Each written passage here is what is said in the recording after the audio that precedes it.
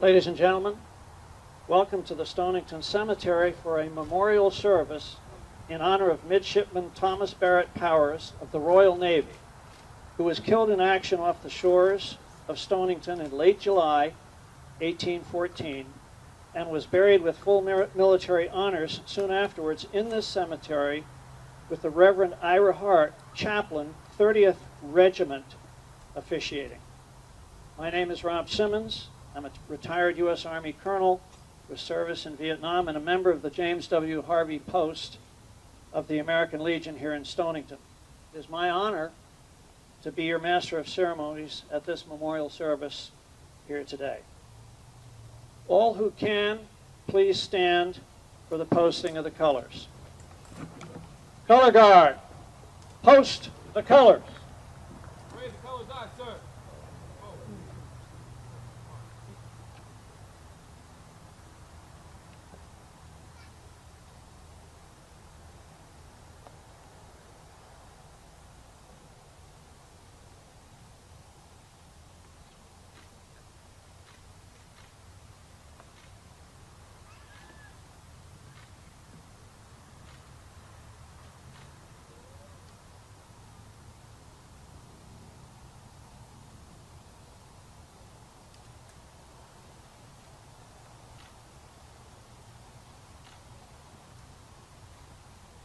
Silver, Dolphin, turn.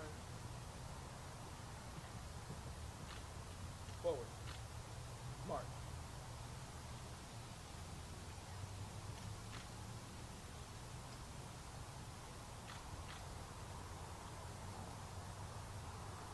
Quarter left turn.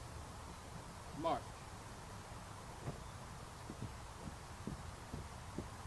Dolphin. Halt. Present. Colors. Present arms.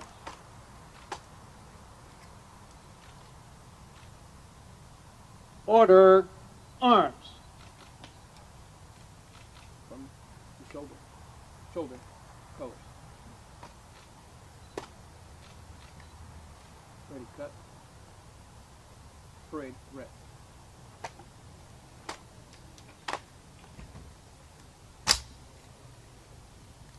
To our guests, I ask that they please remain standing for the invocation. The invocation today will be by the Reverend Dr. Robert Wright, interim pastor of the United Church of Stonington, which is a successor of the First Congregational Church. The Reverend Ira Hart was a pastor of the First Congregational Church in Stonington from 1809 until his death in 1829. Reverend Wright previously served as senior pastor to the Second Congregational Church of Tolland in Connecticut for 14 years and Beverly, Mass. For 18 years, and as a point of interest, Beverly competes with Salem, claiming to be the birthplace of the U.S. Navy. I'll let the historians figure that one out. The Reverend Wright is married to his wife, Mary. They have 4 children and 3 grandchildren. The Reverend Dr. Robert Wright.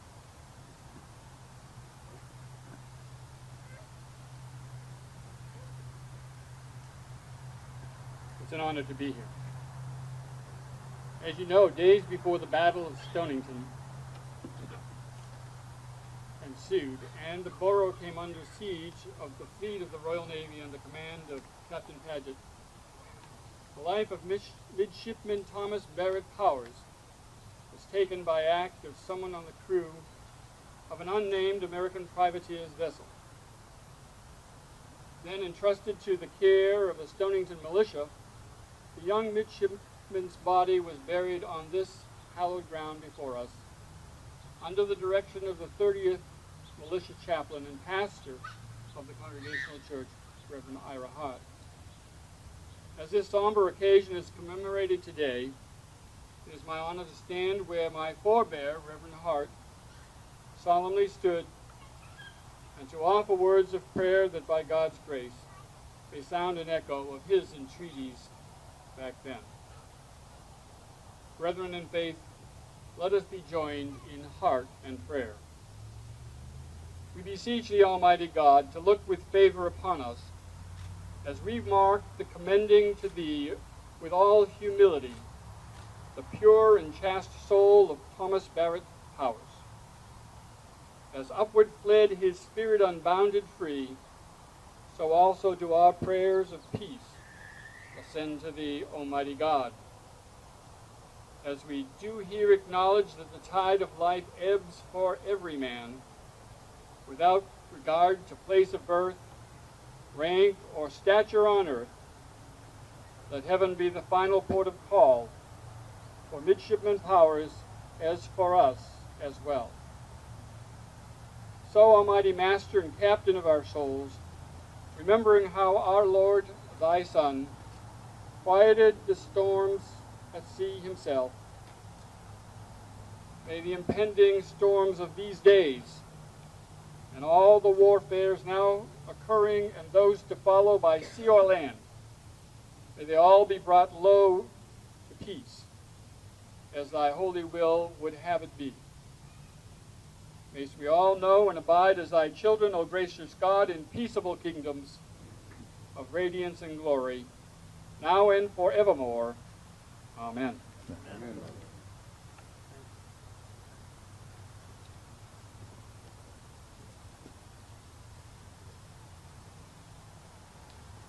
Please remain standing for the Pledge of Allegiance. I'll ask the color guard to come to attention.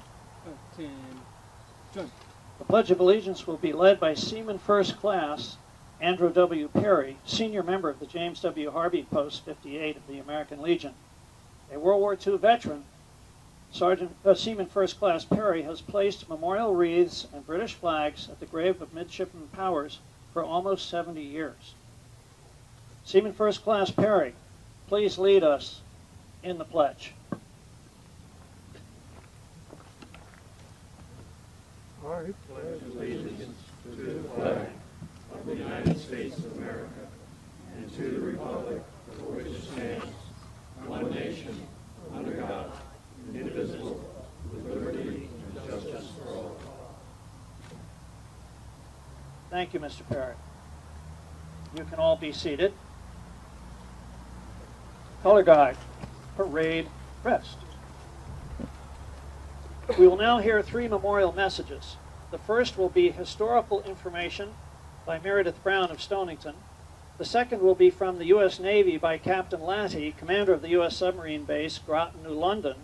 And the third will be from the Royal Navy by Commodore Richard Allen. Meredith Mason Brown, a graduate of Harvard College, where he majored in history, and of Harvard Law School, practiced law in New York with de Beauvoir and Plimpton for close to 40 years. His home adjoins the cemetery just to the south.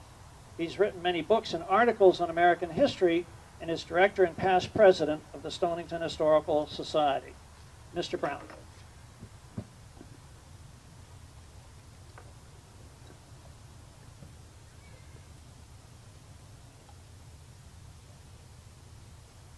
Well, thank you very much for that. We're here to commemorate Thomas Barratt Powers, as you heard, who was killed near Long Island in late July 1814, so over the 200 years ago. And let's think about the context of his killing and also how his burial illustrates the preservation of relations between the British and the Americans in this unhappy event and after it. America declared war on Britain in June of 1812. And for the first 2 years thereafter, the British tended to permit a fair amount of trading going on with New England coastal towns such as Stonington, because they needed the material. They were engaged in the Napoleonic Wars, and they needed all they could get in order to fight Napoleon. And that war was much more important to Britain at that time than the fight with America, which was just still a young country and not a very strong one. But these things changed. They changed dramatically in March of 1814, after Napoleon had gotten pretty well crushed on the way out of Russia. He got defeated again. He had to abdicate. He went into exile, and that meant that there was time for Britain to free up and send more ships and sailors and soldiers right here to fight with America. And on July 18 of 1814, Admiral Sir Alexander Cochrane, who was in charge of all of the British ships all the way down the coast of America, issued as an order to those ships, "You are hereby required and directed to destroy and lay waste such towns and districts as you may find assailable." Well, that command was one of the factors that led to the bombardment of Stonington in August of 1814. And you have heard already about how the British captain named Charles Paget sent out a barge commanded by the young Midshipman Powers, he was only 18 years old, to investigate a nearby American boat, which turned out to be an American privateer. So there's one young man, there's a large boat. He approaches the large boat, seems empty, large ship, I should say, and as he gets near, about 50 members of the crew of this midshipman of the enemy, the privateer, stood up and trained their guns on him. Most of them didn't do anything else, but Midshipman Powers took off his hat, held it to his chest to show that he was giving up to them. But notwithstanding that, one of the people who was in the privateer leveled his gun at the young midshipman, shot him in the head, killed him. And the captain of the privateer thought, "I better get out of here. This isn't going to play well with the British." Obvious point. What he did was sail his ship over near Stonington, have the body of the midshipman delivered to Stonington, and there it was where Ira Hart, who already heard, was not only the head of the Congregational Church, he was also the chaplain of the 30th Regiment. And Ira Hart arranged for Midshipman Powers to be buried in the Stonington Cemetery with full military honors. He had muffled drums, a guard of honor, a volley of musketry and salute.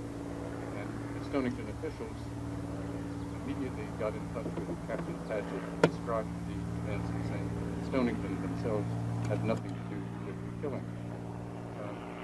Well, the next year, 1815, the father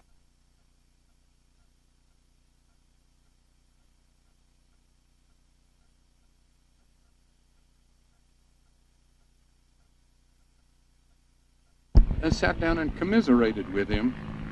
And once again, there's an example of the behavior of Reverend Wright showing there were still human ties and elements of mutual admiration between the Americans and the British. It's fortunate for both countries that those bonds between them continued over the centuries, including the close relationship in World War II. That I can speak from my father's point of view. In 1943, he volunteered to become part of the United States Navy. As he put it in our family, he was the oldest Lieutenant JG in the United States Navy. But he was also engaged in numerous actions.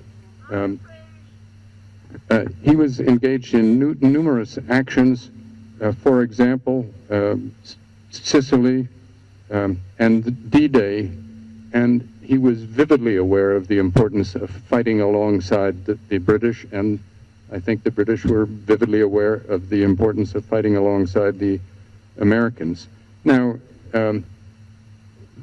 Captain Paget and his officers in a ship called the HMS Superb, as noted on that panel of the memorial, subscribed, there's a different panel, I take it back, the money needed to make a monument to Midshipman Powers, the monument you see now before you, as a tribute of respect and esteem. And on the panel that you're now looking at, it says, "Here rest the remains of Mr. Thomas Barratt Powers, aged 18 years, late midshipman of H.B. Majesty's ship Superb, who was killed in action on a boat in the 31st July, 1814, a native of Market Bosworth in the county of Leicestershire in England." And the flags you see there, the British flag and the American flag, Over the decade, 2 flags of that sort have stood right in front of the monument to Midshipman Powers, the way they do today. And once again, that's an illustration of human decency and mutual respect between America and Britain. And I close my comments at this point. Thank you very much.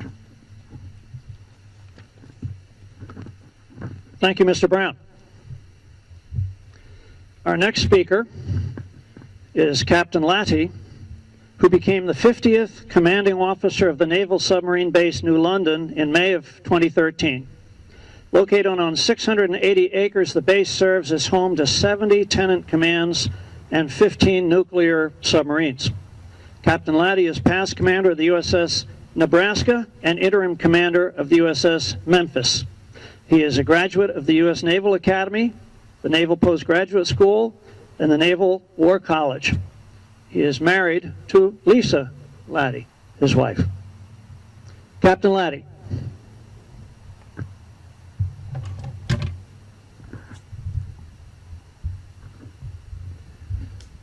Commodore Allen, Warden Callahan, Colonel Simmons, distinguished local leaders of the community, residents, friends of the borough of Stonington, ladies and gentlemen.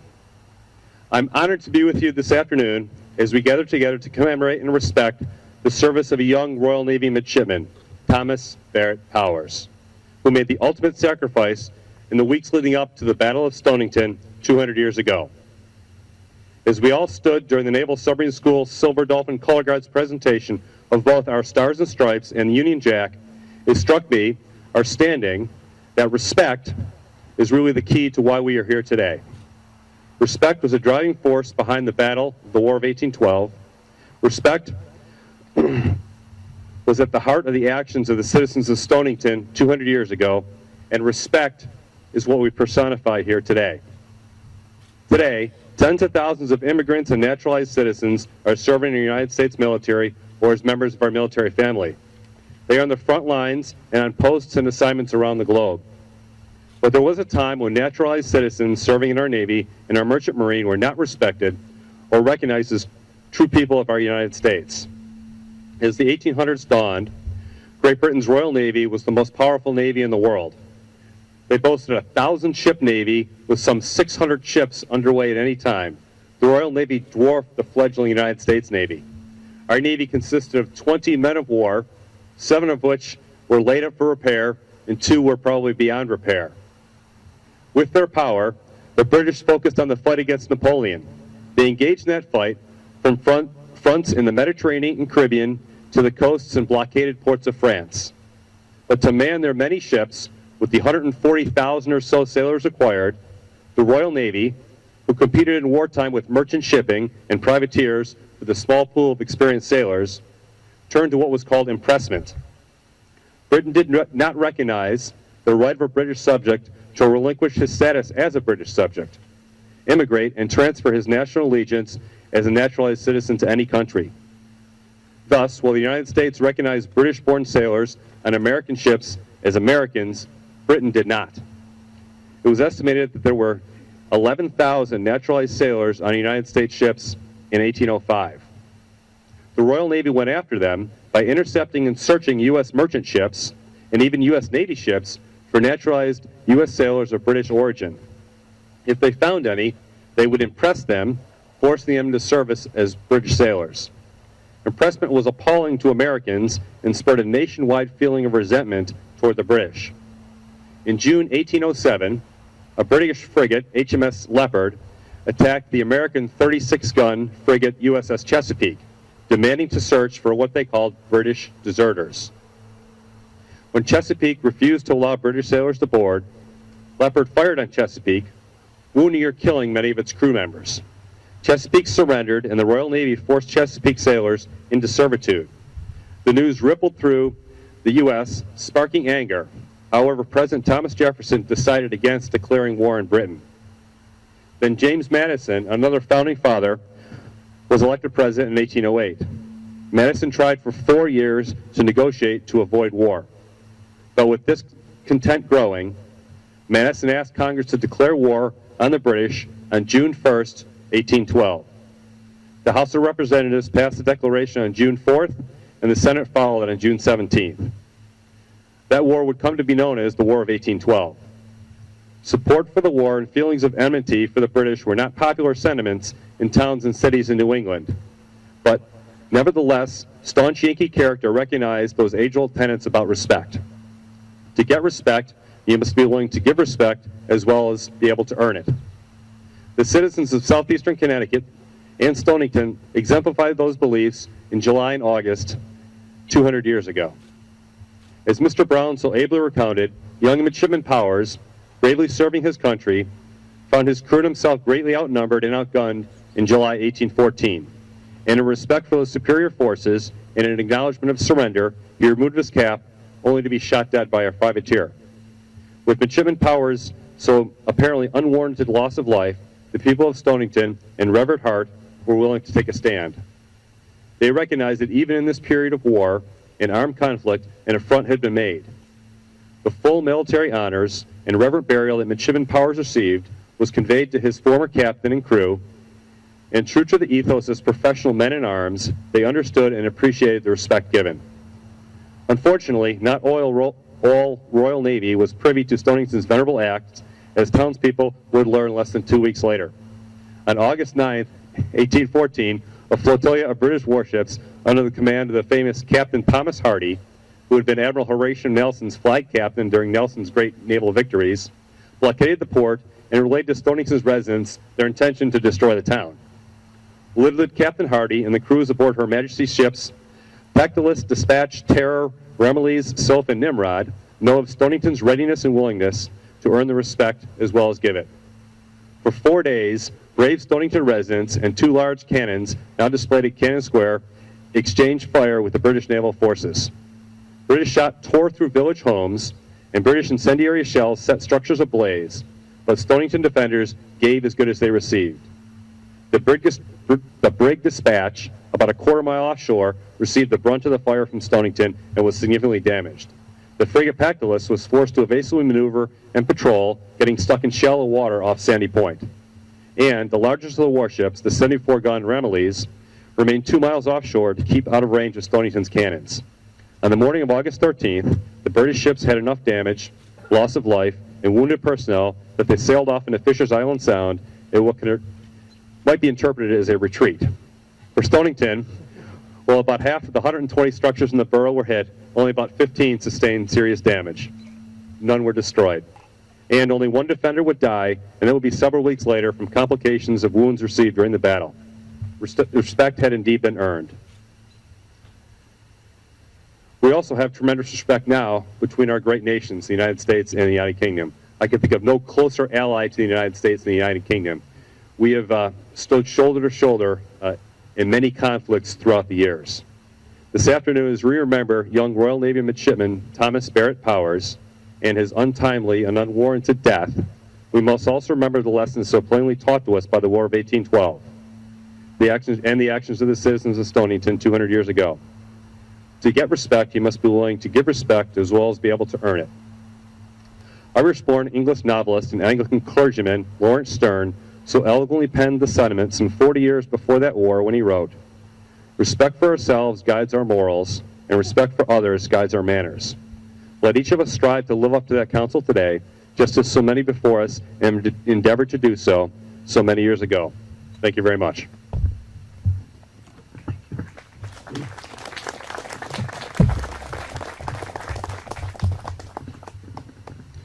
Thank you, Captain Latty. Our next speaker comes to us from Washington, D.C., and is Commodore Richard Allen. Commodore Richard M. Allen of the Royal Navy serves as Naval Attaché to the British Embassy in Washington, D.C. A graduate of Britannia Royal Naval College, he has received extensive training and service on submarines, including the command of the HMS Victorious. In 1997, he was an exchange officer on the staff of Commander Submarine Development Squadron 12 here in New London or Groton, Connecticut. He's married to Suzanne and has 3 sons, one of whom has traveled with him from Washington, D.C. to attend these Ceremonies. I welcome Suzanne and Charles. Thank you for coming. Please extend a warm Stonington welcome to our very special guest, Commodore Allen.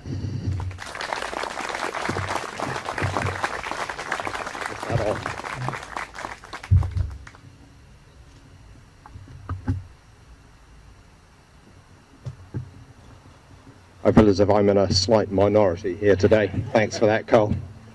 I'd like to start by saying what a genuine pleasure it is for me to have this opportunity to speak at this service that so typifies the enduring bond between the United States and Great Britain. From a personal perspective, the War of 1812 resulted in two distinct outcomes. The first is that throughout my first year as the naval attaché, I have enjoyed, in inverted commas, the experience of being reminded regularly by very senior US Navy officers of a minor incident of arson that allegedly took place in Washington almost exactly 200 years ago. Indeed, my deputy, a British Royal Marine Colonel, is ceremonially arrested, tried and convicted each year by the US Marine Corps for the supposed crimes of his predecessors. The true outcome, of course, is that the War of 1812 marked the end of several decades of an uneasy independence that was perhaps not as clean-cut as it should have been. Great Britain was stealing American seamen to help deal with the French, you were coveting Canada, and quite frankly, the air needed to be cleared. So for me, the War of 1812 marked the beginning of a friendship that is now entering its third century.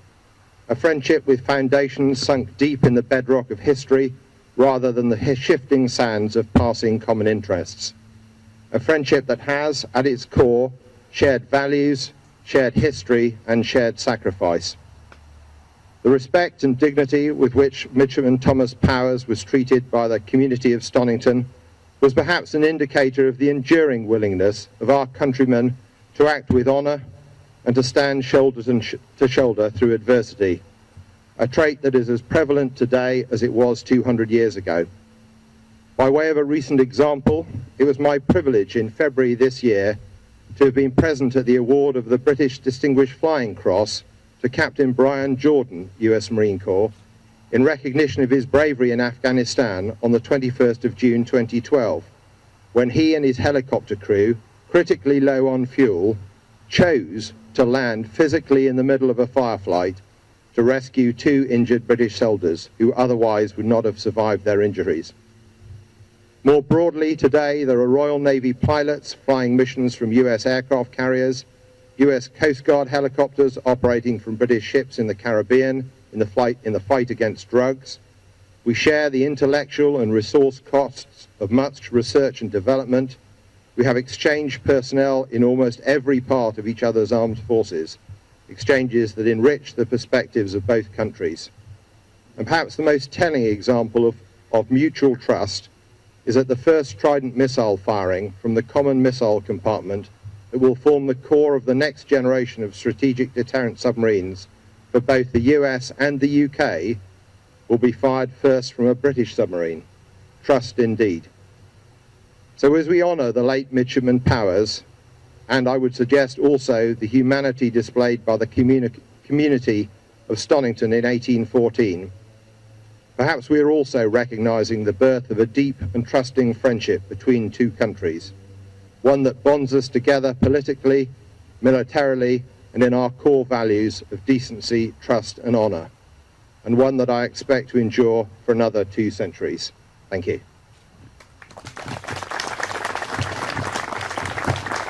Thank you, Commodore Allen, for your fine remarks.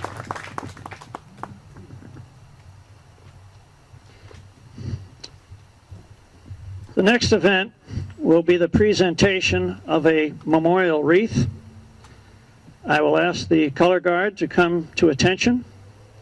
The presenters will be Captain Latty and Commodore Allen. The escorts will be Mr. Brown and the commander of the James W. Harvey Post of the American Legion, Seaman First Class Harold Stedman.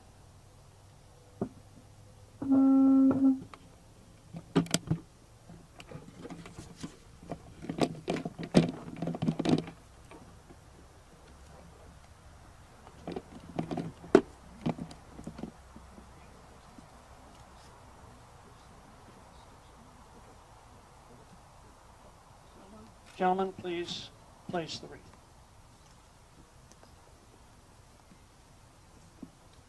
All stand, if you can. Present arms.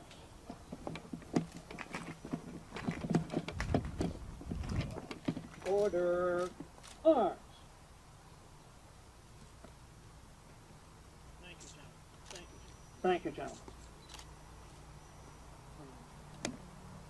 Please remain standing for the playing of taps and last post. Taps is a musical bugle call sounded at dusk traditionally when the beer taps were closed and the troops were sent back to the barracks. More recently, it is sounded during flag ceremonies and funerals. The first three words of the musical piece are, "Day is done." Bugler, sound taps. Present arms.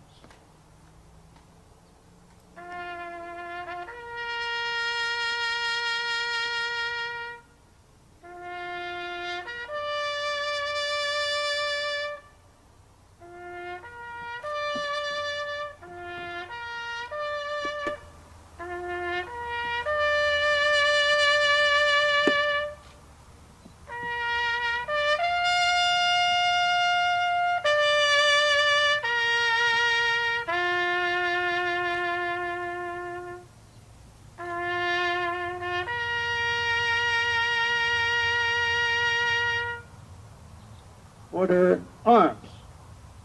The next piece by the bugler is Last Post. Last Post is a bugle call within the British infantry used at Commonwealth funeral ceremonies commemorating those who have been killed in war, such as Mr. Thomas Barratt Powers. Bugler, sound Last Post. Present arms.